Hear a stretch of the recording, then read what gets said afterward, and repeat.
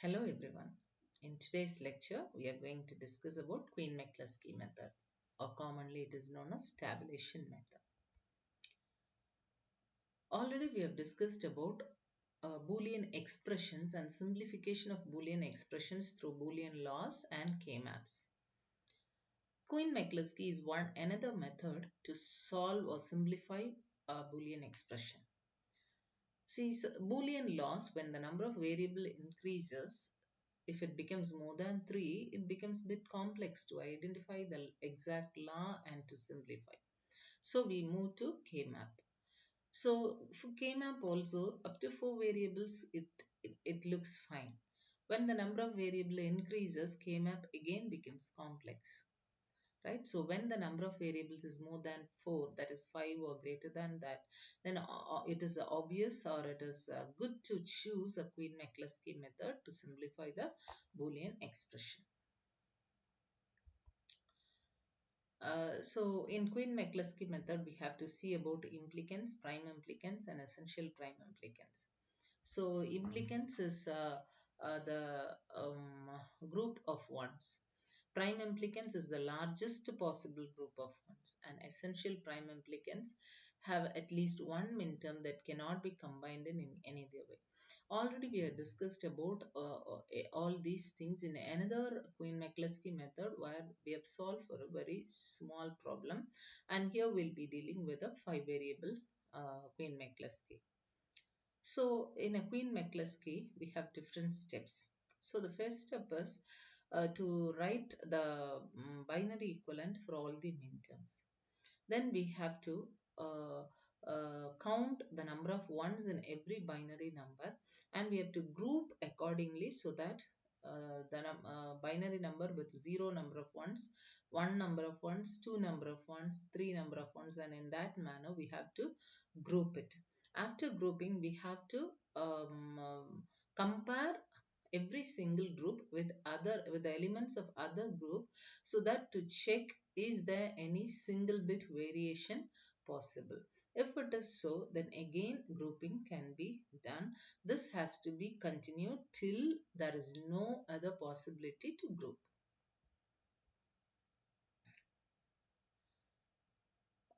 So all these things we have seen. Now consider this example.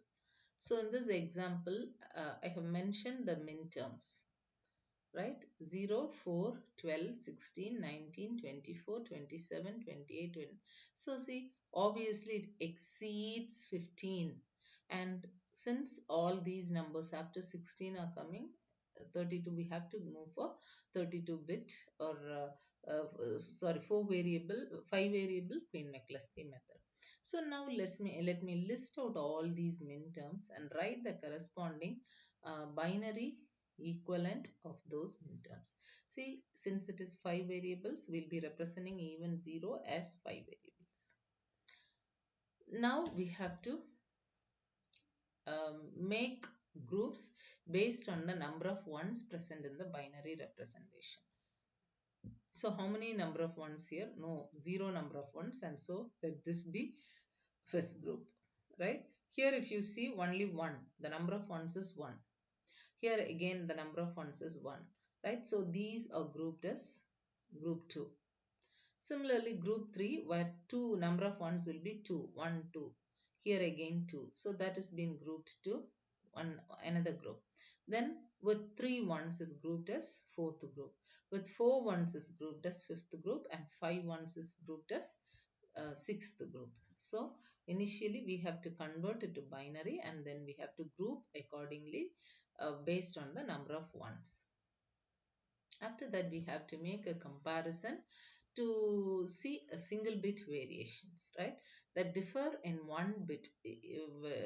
Suppose if it is differing by 1 bit, and in that place we'll be replacing it by dash. All the other values we'll be writing it as such.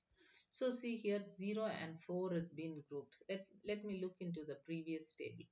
0 is from, so as well as elements of one group has to be compared with another group elements, not with the same group elements, right? So 0, compare it with the This is second group. So we can compare it with 4, 16 and all the other things. So let me compare it with 4. So first element is same. Second element is same. Third element is differing. Fourth and fifth are again same. So only one bit is varying between these 0 and 4. So that can be considered marking this value as dash, right? So we have to write across this. When I compare 0 and 4, 0 0, and here it is changing, so dash 0 0. So how will you fill the table? So see here 0 0 dash 0 0. Similarly, we'll be comparing each and every element with other elements. So let me compare the 0 with 16 now. So see, the first element is varying. Second, third 0 0, fourth 0 0, fifth 0 0. So only the first element is varying, and for the first thing we'll be marking dash, and for the remaining we'll be writing as a 0. Similarly, we'll be comparing all the things with one another, right? And after comparing, we can write the Boolean expression. So see, if it is 0 0, then obviously it means inverted version of the variable. So v dash, w dash, y dash and z dash, which was written here. V dash, w dash, y dash, z dash. Similarly for 0 comma 16, it is w dash. So here there is nothing available, so it is dash. Here it is 0, that is inversion of this input. Here it is 0 again, inversion of this input. So w dash, x dash, y dash and z dash. So we have to write as w dash, x dash, y dash and z dash.